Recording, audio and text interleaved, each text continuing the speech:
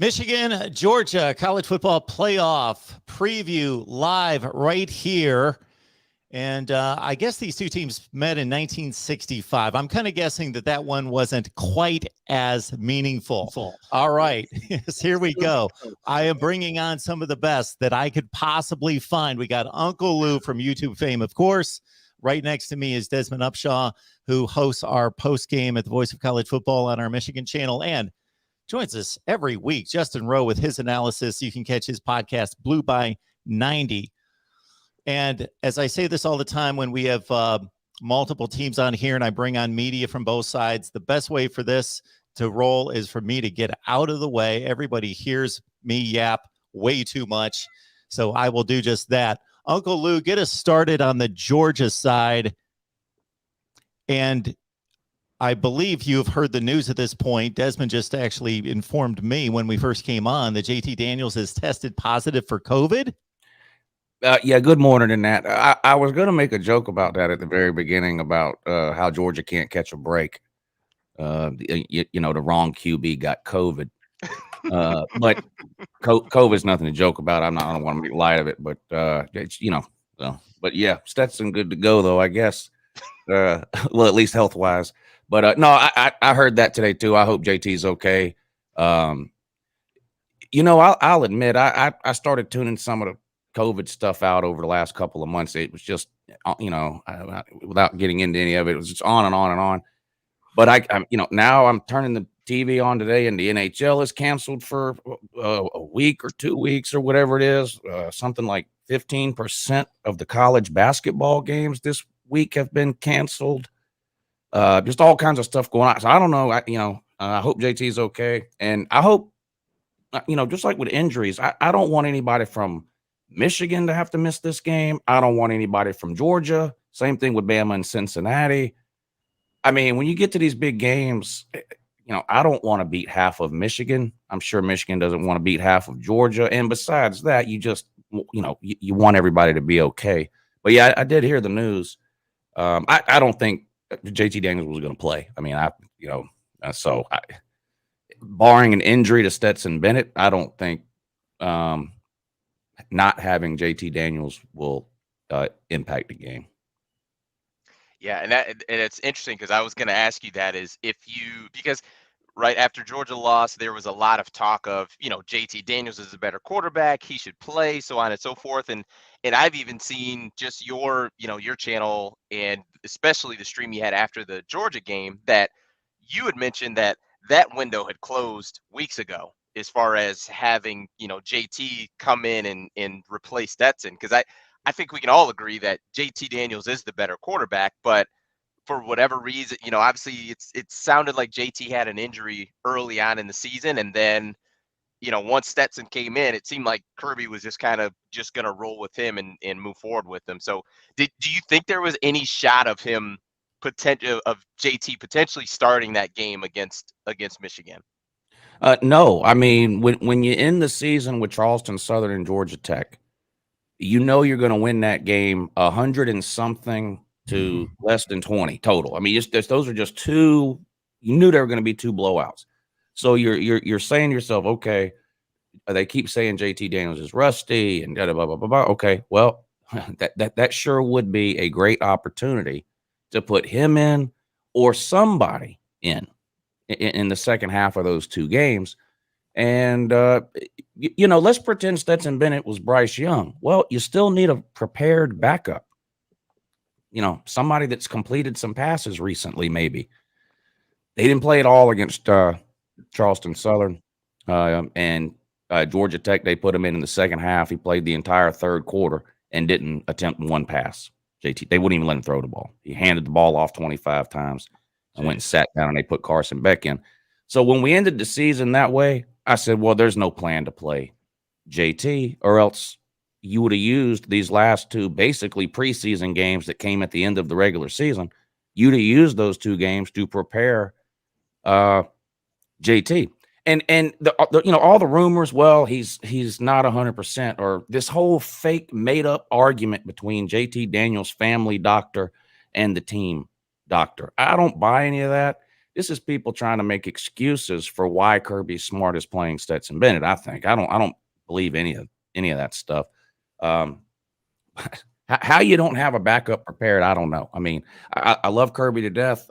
He's a great coach and an even better recruiter, obviously, but he's not perfect. And whatever you think about the Stetson versus JT argument and who's better, I don't see how anybody can look at Kirby Smart and go, yeah, he's done a great job handling quarterbacks since he's got to Georgia. Like, that's obviously something that he has fallen down on multiple times. And I think this year is another example, not just because JT Daniels isn't starting, but because we have no viable backup option at QB. And that's unacceptable when you've got 5 straight top 3 recruiting classes, 2 number 1 classes. You've signed more 5-star quarterbacks than any other team in America in the last 5 years. More than Ohio State, more than Oklahoma, more than Alabama, more than Clemson. Kirby's had more 5 stars than any of them. None of them have played. We're stuck with Fromm and Stetson Bennett. So anyway, I could talk for 2 hours about it, but we better move on before I get a little irritated here. Well, I want to give a shout out to the badass Buckeye there. That's the first Buckeye fan I've seen rooting for Michigan to win this game out of anybody on social media. So props to you there. But I wanted to point this out. So Michigan, that defense is going up against another, you could call it QB controversy, when they went up against a QB controversy in Iowa as well. How many times has a team in 2 essentially championship games gone against a team with a QB controversy? I mean, Iowa had to put in their backup in second or third quarter there. So it's just interesting. And with, Michigan's defense, their strength this year has been getting to the quarterback. And I think that is a big, deal in this game. If Michigan can get to Stetson Bennett or whoever that QB is, that changes a lot of stuff for what Georgia can do. Now, I think Georgia's offensive line is going to be different than most everybody that they've gone against in the Big Ten. I mean, Iowa and Ohio State both have pretty solid offensive lines. But if Michigan can get to that quarterback, then all of a sudden Stetson Bennett or JT Daniels is now your offensive coordinator's thinking about things, you're second guessing things.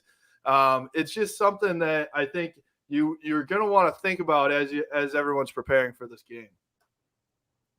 Yeah, I mean, anybody can get hurt at any time. We all know that. You step on the field, any play could be your last. I just, you rotate 15 defensive linemen in and out of a game. We play 19 wide receivers that no one's ever heard of. We have 4 NFL tight ends that rotate in and out. But for some reason, we have no viable backup option at the quarterback position, and it doesn't even appear that they attempted to get one, to develop one. It's just strange. And yeah, well, Stetson's mobile. Yeah, I don't know where Georgia would have been this year without those 200 yards rushing and 1 touchdown from Stetson Bennett. 4 and 8 probably. Lou, let me interject this one to play off of what Justin said, and I promise to back off and let you guys, but I would love to get your take on this. Again, to Justin's point, Michigan, basically Ohio State had the arrogance to say, we've got 2 NFL tackles and we can leave them on an island. They can block Hutchinson and Ajabo, which made no sense to me because they got 3 NFL wide receivers who are making all the catches. Their tight end's great. Jeremy Ruckert, Ohio State. He'll be playing in the NFL too, but he caught 1 pass for like 2 yards. Keep him in. Let him help. Those 3 wide receivers are doing enough damage. You got to protect those 2 tackles. I want to see if Georgia, I got to think Kirby Smart went to his offensive line coach and said, can our tackles really handle those guys? And if they can't, I'm leaning on you to tell me, are they better than Ohio State's tackles? Because those guys are pretty good, but they couldn't handle them. Yeah. Will Anderson had 1 sack in the SEC title game. If Hutchinson has 1 sack, I'm, great. But Michigan, see, I get a lot of hate for this on my channel, but I think overall Michigan has a better defense than Alabama. Now, it's hard to say for sure because in college football, you play totally different schedules and all that. So right. you can't say, well, this team only gives up 300 yards and this team gives up 310. So the 300-yard team is better. Well, you don't really know that, but Michigan's higher ranked in almost every defensive category this year than Alabama. And obviously they got the 2 guys on the outside that are just unbelievable. So we'll see, but I don't know how much. Well, I can tell you this: Stetson Bennett's not dropping back to throw the ball 55 times like he did against Alabama. I mean, that was insane. Any argument you can make to play Stetson Bennett at QB does not involve him dropping back to throw 50-something times. I mean, if that was the plan, then it's even worse that you didn't play JT Daniels. I mean, that's just insane. I mean, we were beating these teams earlier in the year, and Stetson Bennett would be 14 of 19 for 210 yards and a couple of touchdowns. You send him out there, drop back 50-something times. He tipped at 49 passes, but by the time you account for the sacks and the times he took off scrambling, he dropped back 55 times in that game to throw the ball. Stetson did. That's insane. Won't be doing that against Michigan. Obviously, he's not a guy that you want throwing that much, or that, and that's just not Georgia's game plan, right? They want to run the ball. So are you thinking the game plan should try to be pounded in between the tackles? Are you trying to do zone, a little zone stretch or something like that? What would you say the best game plan is against this defensive line and Michigan's pretty dang good defense? I think in the first quarter, at least, Georgia's going to line up and just try to run right at them and see what they do. If Georgia's averaging 4 yards a carry at the end of the first quarter, and really, you could probably say the same thing for Michigan. Yeah, I mean, I don't expect McNamara to throw the ball 40 times. You're probably going to see 50 passes total in this game, maybe between both teams combined. I mean, whoever's able to run the ball, it just sounds cliche and old school, which is kind of weird. Georgia and Michigan both playing kind of old school football right now. Football from 10 years ago, pound the ball between the tackles, play action pass, a couple of QB scrambles here and there. But I think both teams are going to try to do the same thing, at least early. And, which defense can hold up, which offense maybe can break a big play early in the game. And maybe, I mean, that's what happened to Georgia against, we got behind 14 to a team that can score, every time they snap the ball, and Kirby panicked, threw the game plan out the window and started slinging the ball around the rest of the game. Neither team wants to do that here. So we'll see. Yeah, I know as far as watching Georgia in the SEC championship game, you guys have a monster weapon. And I know George Pickens is a great athlete and Washington is a great athlete. But that tight end, I believe it's Brock Bowers, he was nobody in the Alabama linebackers, secondary could touch that guy. And he's a true freshman, right? Like, yeah. If I were Kirby Smart, obviously he's going to be run game number one, but I would be targeting number 19 quite a bit in that game because I mean, he's top notch. I've yet to see much like him at the tight end position, especially as a true freshman. He's incredible. That would be a huge part of the game plan, would be to get Bowers the ball early and often. Yeah, I think so too. He's been probably our best and most consistent.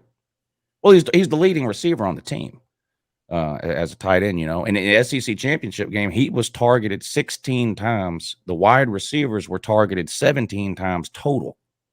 So they threw the ball to Brock almost as much as they threw it to every wide receiver combined, which I think that's a little too.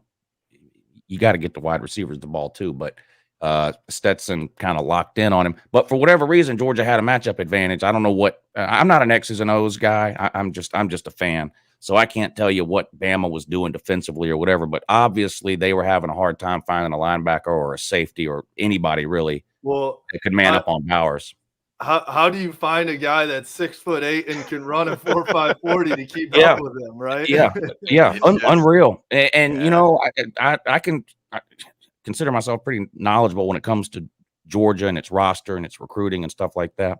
I had no clue who Brock Bowers was really until a week before the Clemson game, because you had the Eric Gilbert stuff went down and he was gone, and Darnell Washington got hurt in the preseason. And I was like, well, who's playing tight end? And I started seeing stuff pop up about this Brock Bowers kid. And I was like, great, relying on a true freshman playing Clemson. And I didn't know Clemson was going to be as bad as they were. But And yet, so it started right away in week 1. I mean, I don't remember how many catches he had against Clemson, but it was pretty obvious right away that Georgia had something with Brock Bowers. Yeah, And I'm trying to think, Des, I'm trying to think who Michigan's going to try and put on him. I know, we had Junior Colson on our podcast this week, and he's a freshman, but he's speedy. And Nikai Hill-Green is also young, but speedy as well. Whereas Josh Ross is the senior, but can't move. That's not his, not as well. So I'm thinking would they try to put one of those young guys on him. honestly, I would think, because when I look at the Big Ten championship, Dax Hill played a lot of that, Viper, kind of the overhang outside linebacker, whatever you want to call it. It has multiple names in different systems, but I would imagine you probably want, because in a game like this, when it's win or go home, and the win gets you to the national championship, you just have to put best on best. And I think inside, because that's probably where Bowers is going to be, I would imagine you probably want Dax Hill there, because number one, the pass game matchup, but also two, that's most times, wherever Bowers lines up, that's probably going to be the running strength as well. Right. And That's Dax true. Hill is solid in run support as well. That would if just thinking about it just off the top of my head, I would imagine that's what the matchup would be. But I think one thing with Mike Macdonald, he's done a phenomenal job of adapting, of letting guys play free, kind of, run around and just use their athleticism. There's been so much talk about Aiden Hutchinson and how he's been able to be just unleashed and not been in that Rashawn Gary spot where, you're two gap reading and it's just go get the quarterback, man, just go get him. And I mean, you look at it now and he's been one of the most dominant guys in college football and potentially a number 1 pick in the NFL draft. So it'll be interesting to see, but I think that's the cool part of when you get to high level football with, 2 teams ranked number 2 and 3 in the country at the end of the season. That's the cool part, is to see, are we going to be able to see, a 5-star kid in Dax Hill and also a 5-star kid in Bowers go head to head and see who's better. That's the cool part here. Yeah. And you don't get to these games by accident. These are 2 great teams, 2 great coaching staffs. Harbaugh has had his fair share of detractors over the years, as has Kirby for some of the mistakes he's made. But these are 2 pretty high-level coaches and coaching staffs, obviously. And then you give them 30 days to prepare for a game. Michigan's not going to be surprised by Brock Bowers. Right. He's a freshman. He's not flying under the radar. Right. And if they didn't have this eye on him before the SEC championship game, then you can rest assured they've spent a significant amount of time thinking about what they're going to do to try to slow Brock Bowers down. And that's kind of the interesting chess match with these first round playoff games, because you get so much time to prepare, and it's not like a week 1 game, because you don't really know what your opponent is going to do in week 1. I mean, you can look at, the players they had coming back and whatever. But when you're talking about playoffs, I mean, generally speaking, teams are going to do what got them there. Michigan's not going to come out running 5 wide 80% of the time in this game. I mean, Michigan's going to do what Michigan's been doing all year long. But I wanted to ask you, sorry to cut you off there. I wanted to ask you, Des, too. We watched Cade McNamara throw for 400 yards against MSU. Obviously, that was their only loss of the year. So, that's a little skid mark on their schedule. But when they have had to go to Cade McNamara to throw, it's not like he's unable to at all. They can get the ball to those guys, and they have talented wide receivers and talented tight ends. So do you think if that running game is not working, they're going to try and do what they did against MSU and start throwing all over the place? Yeah, I agree. I think, to me, my thought with Cade, and I will raise my hand, and we've been on the podcast since week 1, and I was of the thought process and of the train of thought that against the Westerns and Northern Illinois of the world, I thought Michigan and Harbaugh and Gaddis were wasting reps. I thought Cade should have been throwing the ball more, kind of like what Uncle Lou was saying against, for Georgia against Georgia Tech and Charleston Southern, not throwing the football. Like I was of the thought that this was an ideal time when, like, same thing Uncle Lou said, when you're going to win by 100, throw the ball around. I thought, I totally trending agree. to that Wisconsin game, I thought Cade needed anywhere from 100 to 125 pass attempts just to get him comfortable to the point of, if that run game doesn't produce and is not effective, that you feel comfortable with what he can do. Now, I was wrong in that, in that thought process, because the credit I'll give to Jim Harbaugh, because I was critical of him earlier in the season, the credit I'll give him is they stuck to what they do, and they have just essentially just improved week after week. So it's been one of those things where, like you mentioned, like, no, Cade wasn't throwing it all around against, early on in the season, Western Michigan, Northern Illinois, really even Wisconsin. He didn't throw it around a lot, Even like where I was frustrated was, like, you get down to the stretch of the season, Indiana is at the, on the back end of the schedule, and they still just like ran the ball and got out of there with a 30-something to 7 win or something like that. Yep. I'm like, I wanted, at the time, obviously, I was like, why is Michigan not preparing for Ohio State and trying to score 50 points? Because we all thought that Michigan was going to have to score 50 to beat Ohio State, right? Mm-hmm. So I agree with you. We've been proven wrong, essentially. They've gotten to this point. But I think that, the question more is, how quickly is Josh Gaddis going to adapt to if they can't move the ball on the ground? And more so, can Michigan throw the ball? Let's be honest. Michigan State's defensive secondary was literally 130th in the country this year. So Cade McNamara threw for 400 yards, but so did every other person on their schedule. Georgia is not just going to let him throw the ball all over, right? So I think it's, will they try? I'm sure that they will give it an attempt if they can't run the ball, but will they succeed is the better question there.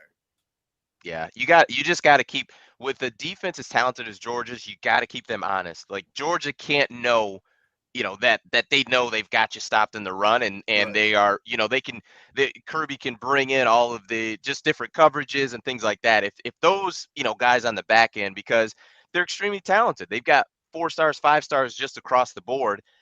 It's not a defense that you can be one-dimensional against and have success. So they are going to have to, if it's not establishing the run, you still have to commit to it, and I think of in the NFL when Brady was with the Patriots, and it wasn't always the run game was effective, that they were getting 4 or 5 yards of carry, but it was just that they continued the run attempts. Like, that's almost just as important. So I think as long as Michigan sticks with it and, it is creative, I think they can have success, but it's not going to be easy. I think if you look at the Georgia-Alabama game as just, the blueprint of, hey, just go out there and do what they did. I mean, you're talking about a Heisman Trophy winner, it would Bryce. Like, I mean, everyone doesn't have that, right? There's only one this year. So you're to try to copy and paste that blueprint, I don't think it's going to work. And for Michigan's sake, I don't think they're going to try to do that. So it'll be interesting to see kind of how they started off. Uncle Lou, I'll ask you with as far as Georgia's defense. I know, a guy that was as dominant, through the regular season as Jordan Davis was. Alabama did some tempo and some things that kind of to get him, I think, out of his normal groove, his normal rhythm. Like you mentioned, they have, I think 15 or 19 guys that they go on their D line, and they kind of did some tempo things to keep him on the field.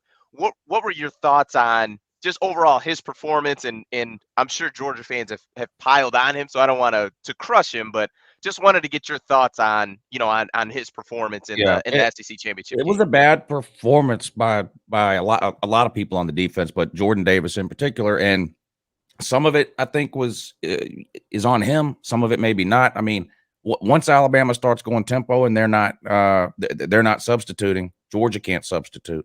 And as much as I love Jordan Davis, and I was talking to some NFL guys the other day, in the NFL, he's a first down player, and that's it.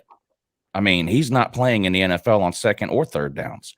the way they throw the ball there. And at UGA, he's a first down guy. And, if it's 2nd and 6 or less, they leave him in, really.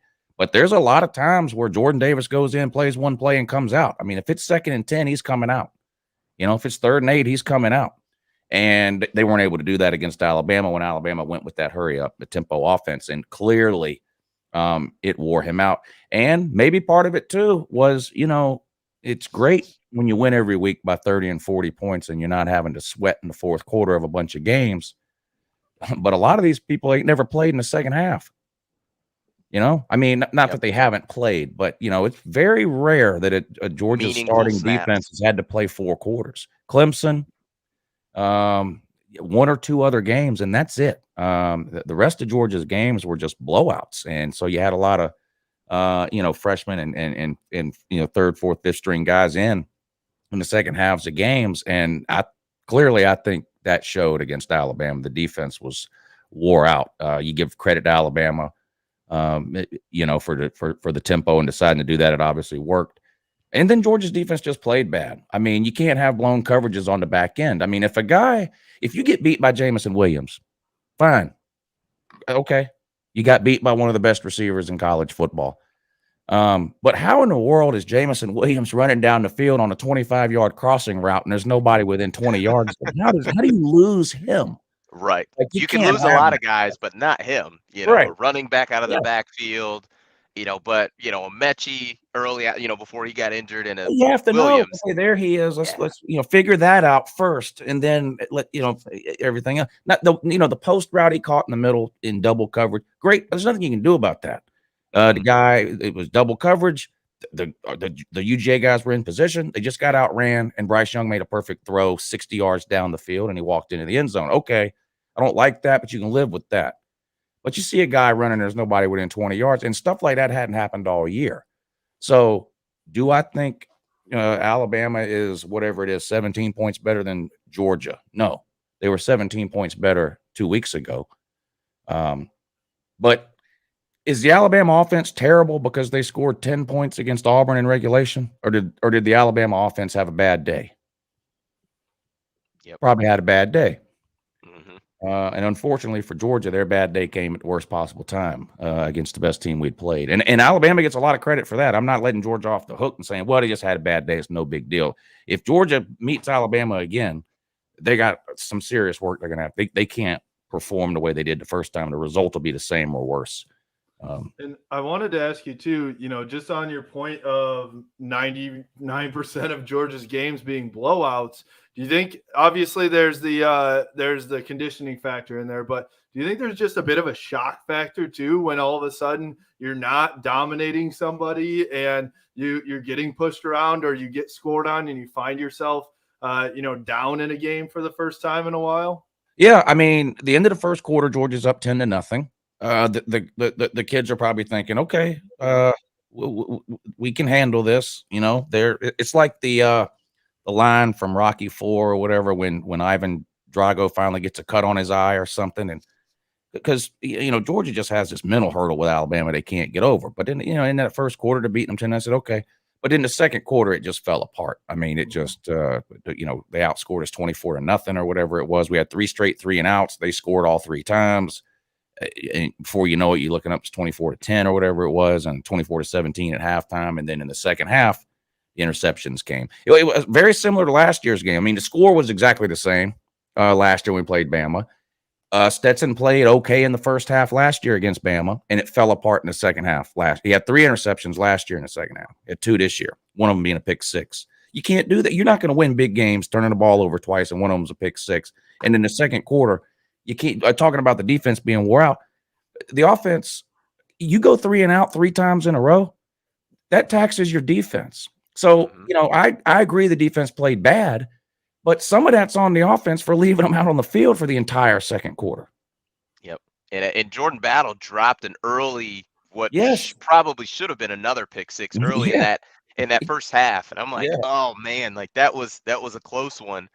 So it's definitely it's the complementary football, and like you mentioned, I think that's what both teams want to do in this game is play that complementary football. Lou, I'll ask you too. As far as Georgia, if you had to, you know, guess as far as their mentality coming into the game, I would imagine they're either pissed off about, you know, how they played against Bama. You know, I don't think anybody was expecting that or you know wanted that to happen, or kind of like Justin said, do you feel like there's like kind of a shock, like we kind of got to pick it back up a little bit, like you know, obviously it's still a huge game that you're getting ready to play next week. If you had to, you know, put your finger on it, like where do you think the Georgia players and coaches, their mentality is on this game next week? Yeah, well, coaches are master motivators, and they'll use anything to try to motivate their kids and the team. So I'm hoping anyway it'll be a similar situation to the week between the Alabama's Auburn and Georgia game. Alabama looked horrible. They were lucky to escape that game with a win. Everybody wrote them off. Oh my God, they're terrible. And then they came out and played their best game of the season. So I'm hoping it's something similar to that. Because I think this is going to be a good game. You know, there's been a lot of disappointing playoff games. For college football fans who aren't pulling for either Georgia or Michigan, I think you're going to get a good game here. Now, I've thought that before about some playoff games, and it didn't work out that way. What is it, Mark? 11 out of the 14 have been blowouts? That sounds about right. 2014 Alabama Ohio State was a good one. The Oklahoma Georgia game, obviously you know that one play by play, Lou. Great game. OT 2017, and then what would be the other one? Oh, the Clemson Ohio State game was a classic a couple years ago. Yeah. Wow. So outside of that, they've all been blowouts. Pretty Holy much. cow. Yeah, That's crazy. Yeah. Wow. A couple of goose eggs up there as well, right? Yeah, Michigan State, Clemson, Ohio State. Yeah, 31 to nothing and 38 to nothing. Yeah. Yep. Crazy. And of course, Alabama has beaten Oklahoma pretty bad a couple of times. I think LSU beat Oklahoma pretty bad. So yeah, a lot of blowouts in these first round playoff games. And as much as you know, I respect Cincinnati, but if you're trying to pick the blowout, it's probably going to be that game. I like Cincinnati, and look, Cincinnati's got a better secondary than Georgia. Cincinnati's got 3 NFL players in that secondary, and Desmond Ritter's a better quarterback than Stetson Bennett. Top to bottom, though, Georgia's better. But so you know, it's not that I don't think Cincinnati can compete. I do, but if you're trying to pinpoint, you know, one of these two games that is more likely to be a blowout, I think it's that one. Well, and I think too, you know, media companies and all that too agree with you, because you know Michigan Georgia has the prime time, you know, 7:30 game, and then you know that first round game I think is 2:30 or 3:30, pretty early on in the day. So I think the folks who schedule the games agree with you and think that this will be the better of the two games. Yeah, I hope so. I mean, obviously, I want Georgia to win. I don't hide that. I'm a Georgia fan, but as a college football fan, you know, I want to see good games when these playoffs come around. You know, and I think we'll get one. Georgia and Michigan, strength on strength. I mean, the offensive and defensive lines of these teams are both really, really good. Quarterbacks kind of fall into that game manager category type of deal, but I think it's going to be a good game. So is this the deal with the two quarterbacks? You can pretty much throw them in a bucket, and they're the same guy, Cade McNamara, Stetson Bennett, except McNamara doesn't make mistakes. Stetson Bennett, you talked about Alabama last year. You talked about, Lou, the Alabama game this year. It seems like Stetson Bennett, you could take like 31 or 32 of his 35 pass attempts, and you're good with it. It's like 3 times in each one of not just those games. Anytime they play a quality opponent, seems like there's like 3 or 4 times he just makes he just completely misreads something, doesn't see one, tries to force a throw and just brain freeze and does a stupid thing. He's Brett Favre without the upside. You know, Brett Favre never saw a covered receiver ever in his 20-year career. He never saw a receiver that was covered ever. And that's why he leads the NFL all time in interceptions, but he's got a few touchdowns too, you know, and he scrambled around and did a lot of stuff outside of the pot, you know, when stuff would break down. And Stetson's kind of that way too. But when Stetson has to throw the ball, that's the problem. You know, when we're running the ball effectively and he can play action on 1st and 10, he's a pretty good college quarterback. He's good enough. But when you need a quarterback to do something for you, that's where he really has a problem. When the other team knows he has to throw the ball, that's a problem. One thing, though, I do want to talk about for Michigan is everyone talks about, yeah, they run the ball a lot, which they obviously do. But they also lead the country in plays of 40 yards or more, right? So they do have that explosive ability. And that, in my opinion, has been the major factor in why they've been able to get over the hump this year on the offensive side and score a bunch of points.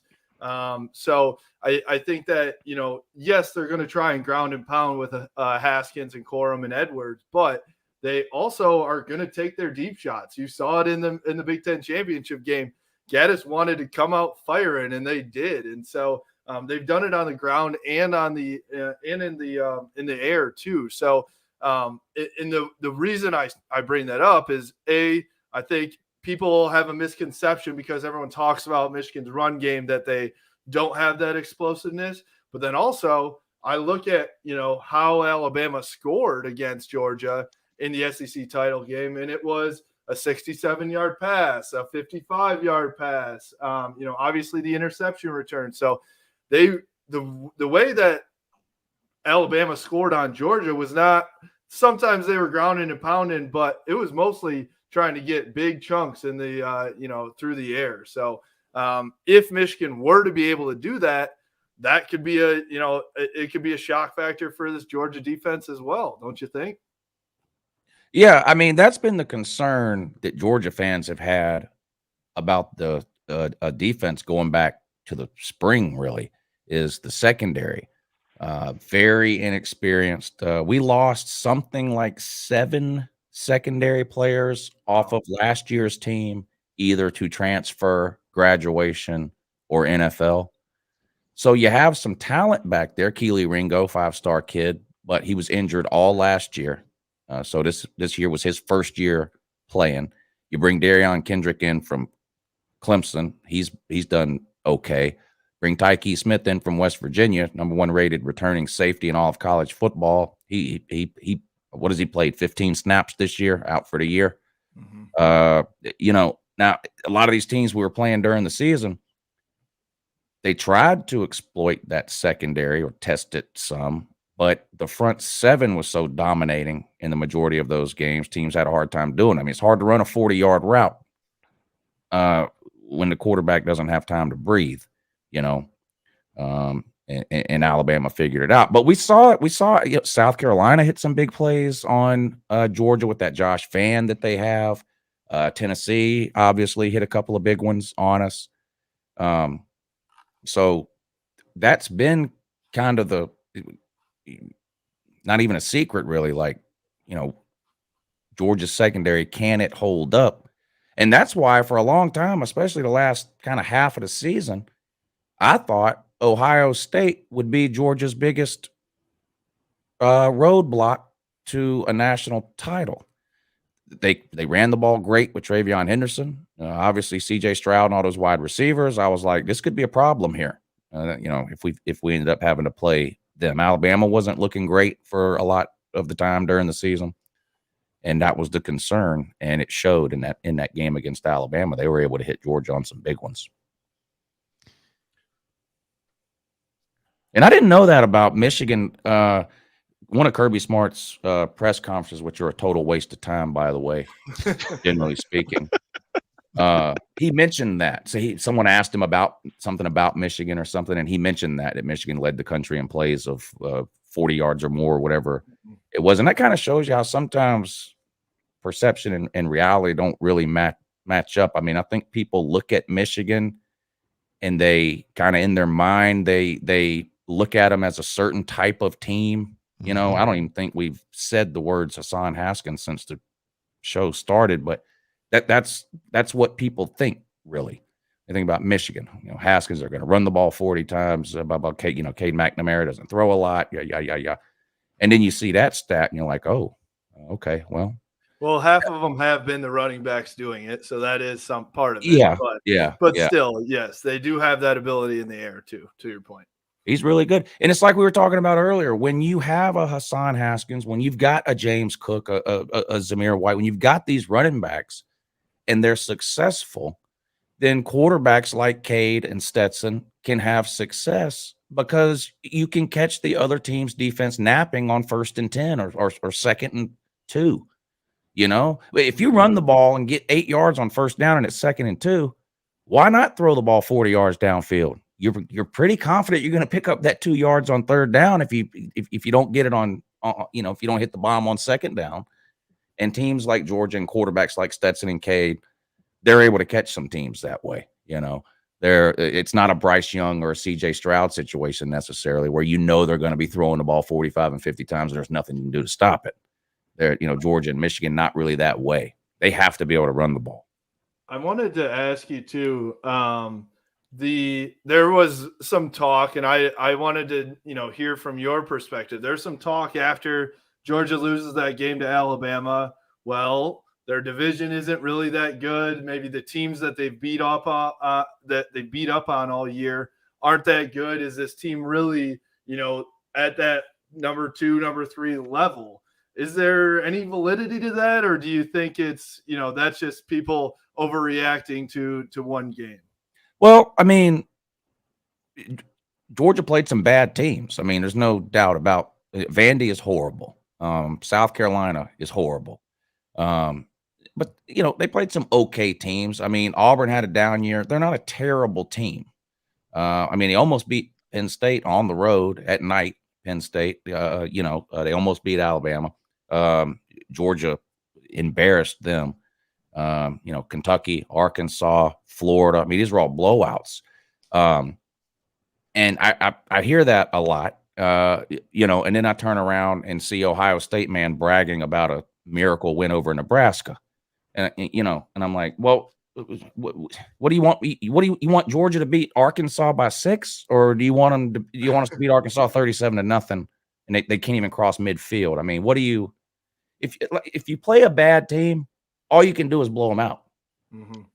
So I don't put I don't put a lot. I don't put a lot into that. Well, their schedule wasn't that tough. That's why they lost to Alabama. No, I think Georgia's one of the best 4 teams. If you believe in the Football Power Index, which I don't, but I still have it right here, so that makes no sense, I know. But I just cited it just to kind of back up what I think of Georgia's schedule, which there are very, very few teams in the country that are beating teams that only have like 1 loss. So we hear this all the time. Who have they beaten? Who have they beaten? Who have they beaten? Well, if you're looking for the teams that have beaten teams like Alabama and Georgia and those teams don't exist because those teams aren't losing games. So you got to go to at least like a lot of 10-2 and 9-3 teams at best that are losing games. So Georgia was good enough. I tell you, Arkansas turned around after they got obliterated by Georgia, obliterated. And if you've watched Arkansas football this year, they're a good football team. They beat Texas A&M. The next week after the Georgia game, they went and hung 51 on Ole Miss, and everybody thought Ole Miss had a terrible defense. It turned out this season they really didn't. They've gotten a lot better on defense. Tennessee was running up ridiculous yardage totals and point totals on everybody. They hit Georgia with a touchdown in the first drive. Then after that, forget it. Clemson, we can make fun of Clemson, say they're not Clemson anymore. Yeah, they had a 9-3 season. They're really not that good, but they knocked out Clemson. Clemson went 9-2 the rest of the way. Clemson's still a pretty talented team, and I'm going to guarantee that they're still one of really the 15 best teams in the country. So Kentucky's a 9-3 football team. They're good. And then you talking about beating 1-loss team or whatever it is. Okay. How many 1-loss teams do you have to beat before you've played a good schedule and you ain't played nobody? Because Cincinnati gets crapped on constantly. They beat Notre Dame by 2 touchdowns on the road in South Bend. And what's Notre Dame's record? 11-1. 11-1. That's a 1-loss team. And Cincinnati gets no respect because the next week they played, whoever they played. So how many do you have? Look, you can't play a 1-loss team every single week. in October, there aren't very many one-loss teams left. to Right. play. The other thing Exactly. is, when you're ranked in the top 5, who can you play? Yeah. You don't get a lot of top 5 matchups in the regular season. I mean, you get every once in a while you get Michigan and Ohio State both really good at the same time. Georgia, Florida, both really good at the same time. Auburn, Alabama, both really good, whatever. But usually in October and November, you got a really good team playing a team with 3 or 4 losses. I mean, it's hard to win all your games. It's true. Exactly. It's true. I had one question too for Dez. It was in the comments here talking about JJ McCarthy being the X factor.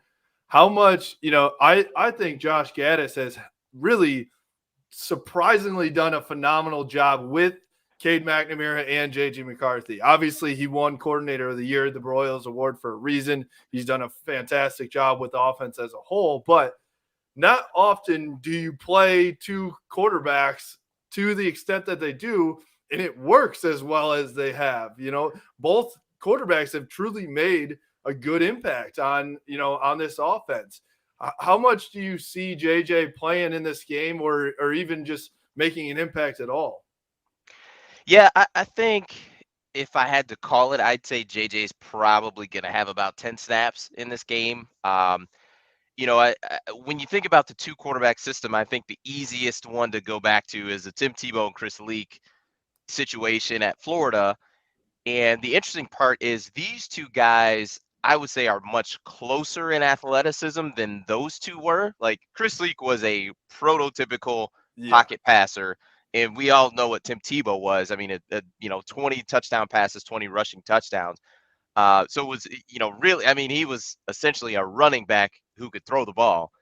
And these guys, with Cade and JJ, for me and in my thought, they're not that different athletically. Like, yes, JJ's definitely has more athleticism, more juice, but it's not as if Cade is Peyton Manning, back there. He can move, right? Like, so it's unique, and I say that to give Josh Gaddis more credit because number one, I was someone who was also critical of him last year. I thought he did not do a great job of just this offense. It just was disjointed. So to come in and have both of these guys playing well, it's a credit to him. I think that award that he won it was more than deserving.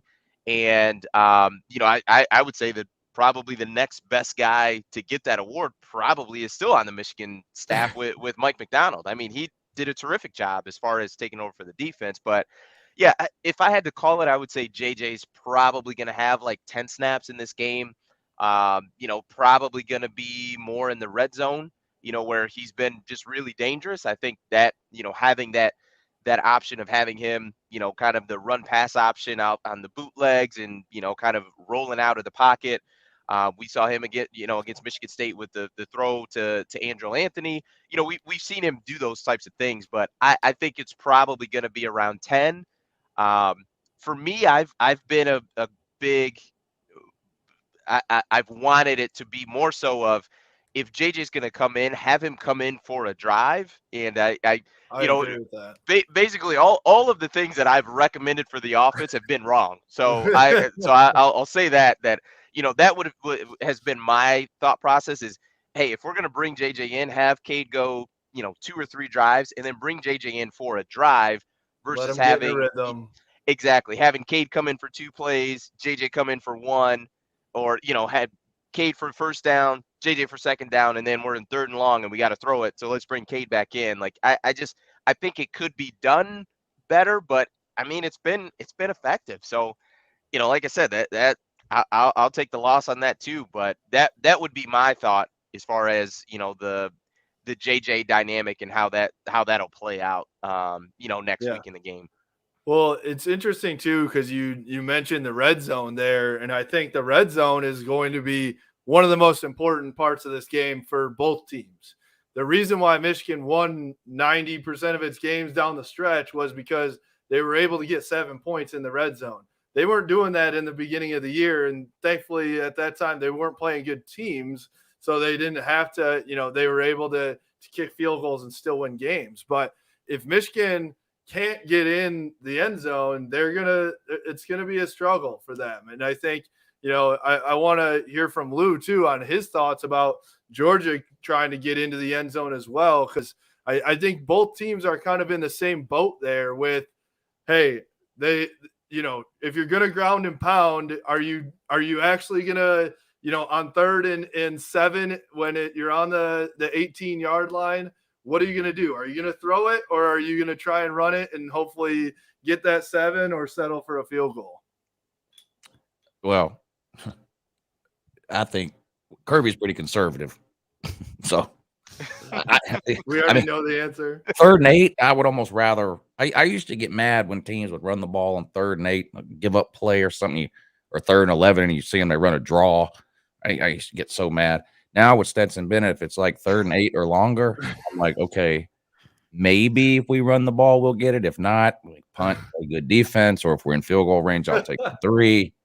I don't like Stetson Bennett throwing the ball when he has to. And you can cherry pick stats on anything you want. His 3rd down numbers are horrendous. They're terrible. Whatever you want to look at, efficiency, completion percent, whatever. His 3rd down numbers are horrible. Well, that'll be very interesting then, because the one, or that's another factor, that Michigan's defense has been really good at getting off the field for the most part.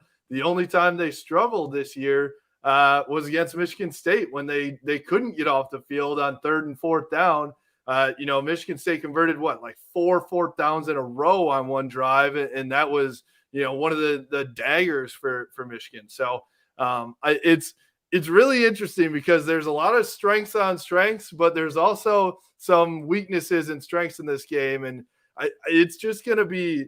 I agree with what you said, Lou, in the beginning. The whole 30-day, mind games and all that stuff is going to be really, really interesting to see who comes up with what game plan for this one. So when it comes to the players on these two teams, I think you go to Michigan, you go to Georgia because you're a top shelf player to win championships, to prepare yourself for the NFL, all that. But if you look at what's been achieved by these coaching staffs, Jim Harbaugh slayed the dragon, beat Ohio State, won the Big Ten. Nobody thought he was going to do that this year. People were talking 7-5, whatever, and Ohio State can't be beaten, but he did it. Georgia's been sitting, Lou, as a top 4 program in the country with Ohio State, Alabama, Clemson for like 5 years now, got to the championship game, lost in excruciating fashion. I don't need to remind you. So is Harbaugh playing with house money, or does he even look at it that way, versus Kirby Smart thinking, not necessarily processing it this way, like I got to call games to win a national championship because people expect that, but no, not being a dumb guy, he knows what the expectations are. We are supposed to win the national championship, versus Michigan not just being happy to be here. They're high-level players and coaches, but they're just being a different expectation level here. Yeah, I'm not sure how much that affects the coaches or the players. I definitely think fans look at it that way, and not even fans of Georgia or Michigan, just college football fans in general. I think the more embarrassing outcome would be for Georgia to lose than for Michigan to lose. If Michigan loses, Jim Harbaugh still made the playoffs, first time Michigan's done that, still won the division, first time Harbaugh's done that, beat Ohio State, first time Harbaugh's done that, won the Big Ten. You said it. Harbaugh got a lot of those monkeys off his back. Kirby did not. Kirby lost the SEC title game for the 3rd time in 4 years, or whatever it is now. Didn't beat, lost to Alabama again. Blew a lead to Alabama again. 4 straight losses to Alabama, 4 leads Georgia had in those games. At least we weren't winning at halftime this time, only after the first quarter. So I think fans will look at it that way. Like, I think if Georgia loses, the internet will be harder on that than if Michigan loses. Yep. Definitely agree there. I think that after Jim Harbaugh beat Ohio State and then won the Big Ten, this is all gravy from a fan's perspective, from the media's perspective. I think as long as they don't go out and get blanked or something like that, then it's going to be, wow, look at what Jim Harbaugh did, with this team, the turnaround. That's going to be still the narrative for sure. I wonder. I agree with you, Lou. I highly doubt that a lot of people are thinking of it that way, but there's always something in the back of people's minds thinking, can we really do this? If you're Georgia and you're like, I wonder what's their mentality after that Alabama game. Is it like, dang, we really just can't get over this hump? Or is it like, we're pissed off as much as possible, we got to go, we want Bama one more time, type of thing? And then for Michigan, is it like, we're here, we're not stopping now? I mean, it took us 20 years to get to this spot. Let's go get it. I think that and Michigan, I think, it has been the best team in America for the last 3 or 4 weeks.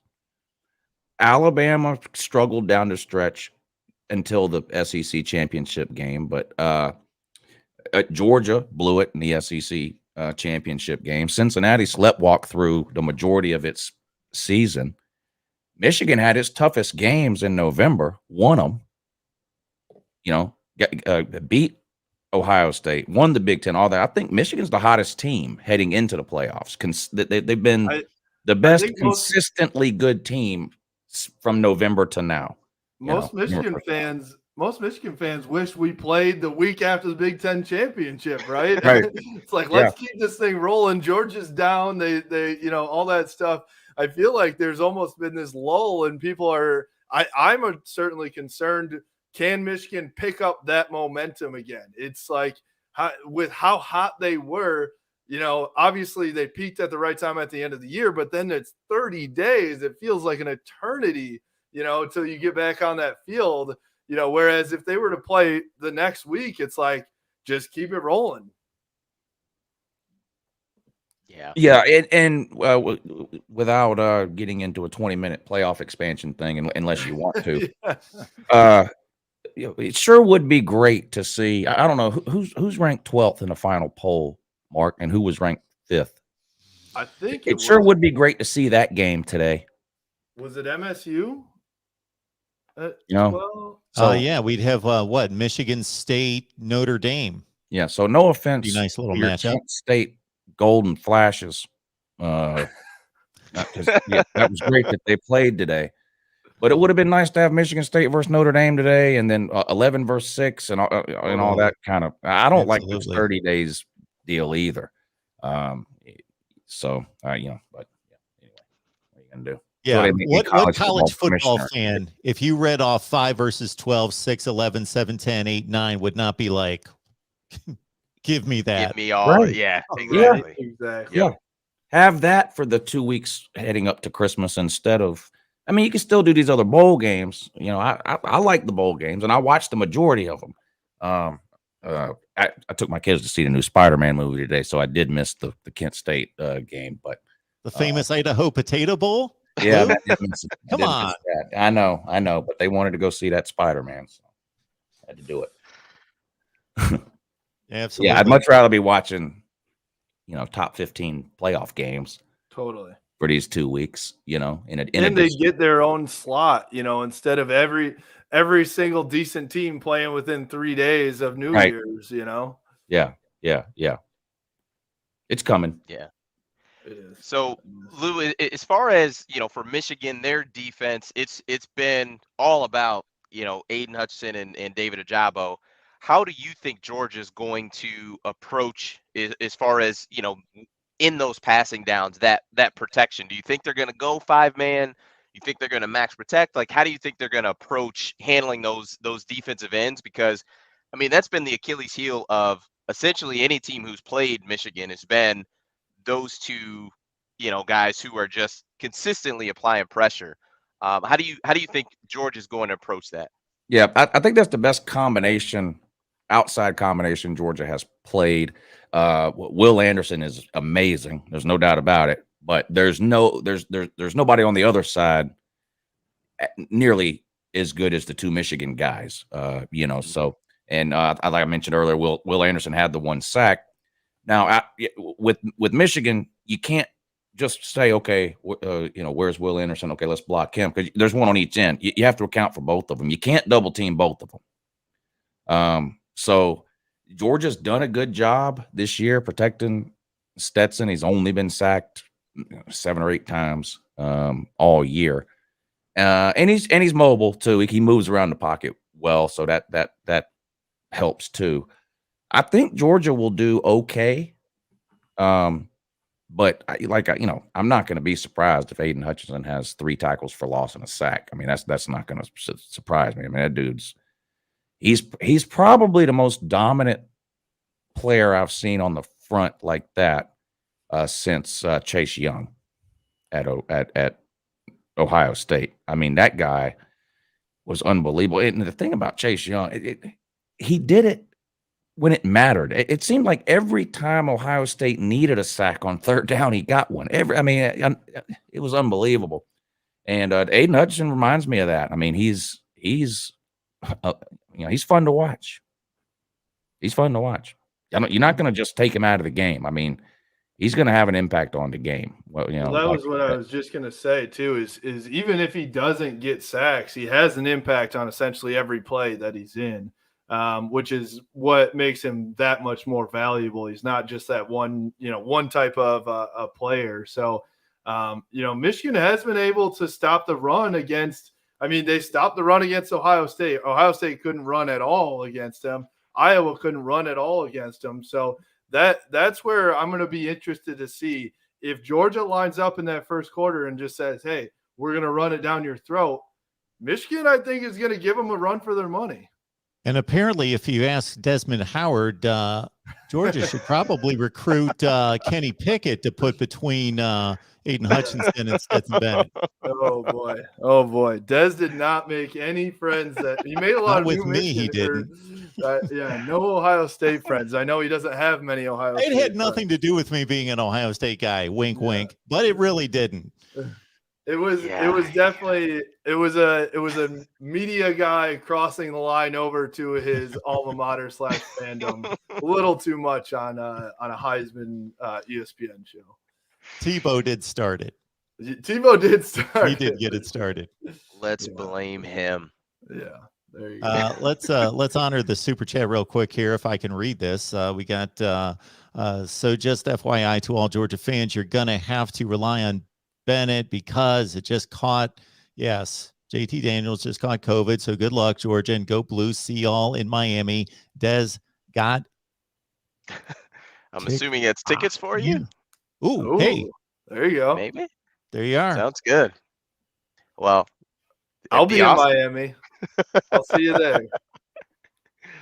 That'll be interesting. I in my as far as work goes, I have a customer who lives in Chicago now, and his parents live in Ann Arbor, and he used to come back like every Saturday, but he's like, I wasn't able to get back as much as I, with work and stuff. He's like, I wasn't able to get back that much this fall, but he's actually going down to Miami. So I can't imagine that atmosphere. I think it's going to be incredible. I know Michigan fans will be there in droves. It's gonna be pretty cool. So I am looking forward to seeing the maize and blue next week, and it'll be interesting.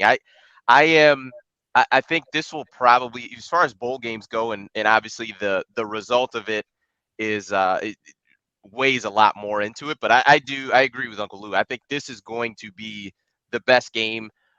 Really, even I think this game will be better than even the national championship will be, because I just think these teams are evenly matched as far as their philosophy, what they want to do, talent level.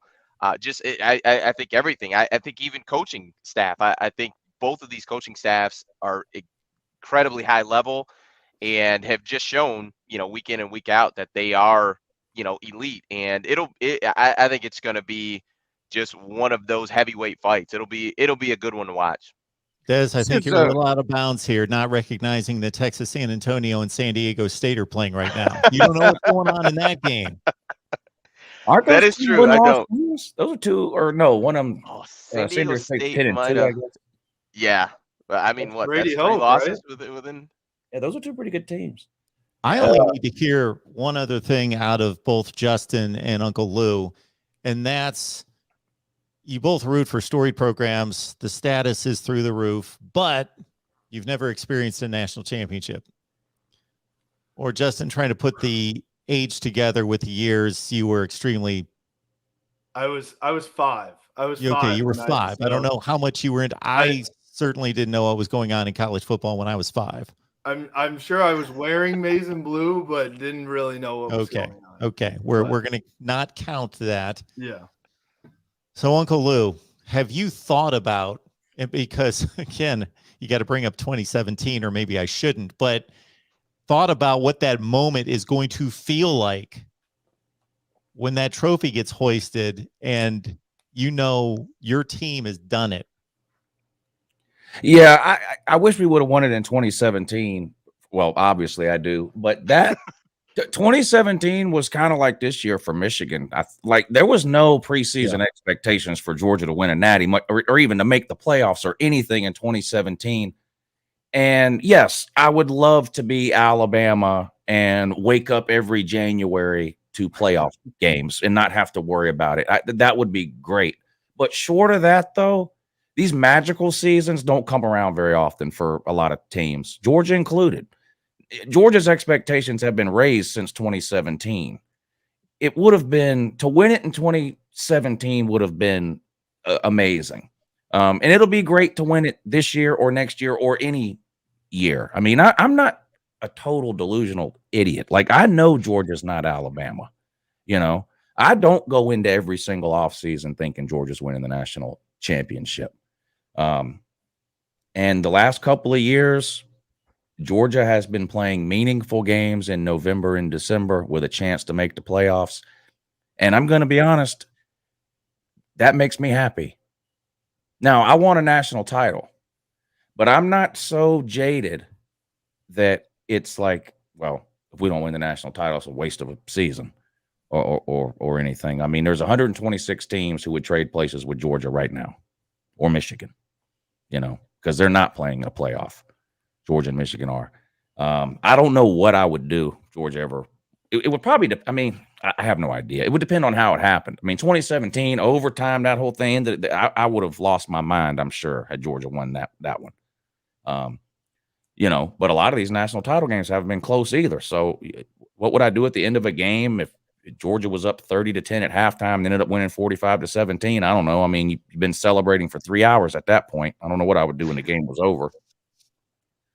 You'd probably be pretty hoarse on the on your stream. I'm not sure you'd be able to do one. You'd probably need the next day to get the voice back right. Well, just one, Mark. Yeah. Well, for me, so I got engaged a year ago last weekend. I'm getting married next summer. My fiance is in the other room listening to this, so I'm probably going to be sleeping on the couch. No doubt, Michigan winning the national title would be the best day of my life. Absolutely, no doubt. The Michigan Ohio State game this year might have already taken the cake. It was an unbelievable day. I was in Ann Arbor. It was just at the game. It was unreal. And then to be in Indy the next week and now going to Miami. So I've been there every step of the way. It would be so satisfying for a lot of the reasons why Lou is talking about 2017 Georgia, what that would have been. For everybody to have counted Michigan out, counted Jim Harbaugh out. It's been 7 years. All these things for the buildup through his entire tenure, through the buildup before that, through Brady Hoke and Rich Rod. I mean, listen, there are so many Michigan fans out there that have been through the shit, like just really bad stuff, right? And thinking about not only just bad football under Hoke and Rich Rod, but then the heartbreak of 2016 Ohio State, of even this year Michigan State, of the fumbled punt against Michigan State. Like there's been so many times where Michigan has been right there and then just it hasn't happened.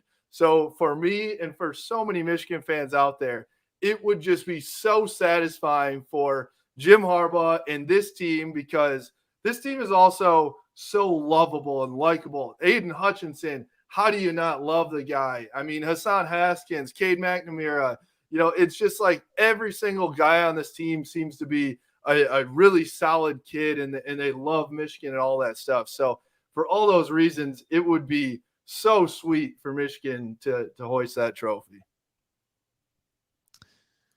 Des, we'll leave your fandom to the side because you're smirking all the way. Yeah. When Uncle Lou said something about these Alabama fans who every January are in the playoff, yeah, whatever. So this is not your night. True. I agree. I agree. And you've done a phenomenal job of co-hosting and asking questions. Great job. For sure. For sure. Go ahead, Mark. This has been great. You guys have been amazing. So first and foremost, yes, Desmond, thank you so much. Desmond joins me each and every Wednesday along with Dre Artis on our Michigan Live show on our Michigan channel. So check him out. Check out what they do, providing Michigan post game right here at the Voice of College Football. Justin, we usually get him for a segment each and every week. You can catch Justin, as it says there on the banner, Blue by 90 podcast. Justin, we appreciate you being here, taking the time for us. I always have a great time talking college football with you. And the incomparable Uncle Lou, catch him right here. If I got to thank everybody I'm talking to right now, everybody listening to my voice knows Uncle Lou. But if you don't, all you got to do is search it right here on YouTube, Uncle Lou, and you will have a blast. I guarantee it. Uncle Lou, thanks for making the time, man. I know you got a lot of stuff going, so thanks for being here. Oh yeah, I always like coming on, Mark, and I enjoyed talking to you two guys too. It was nice to get to know y'all a little bit and talk to you for a while.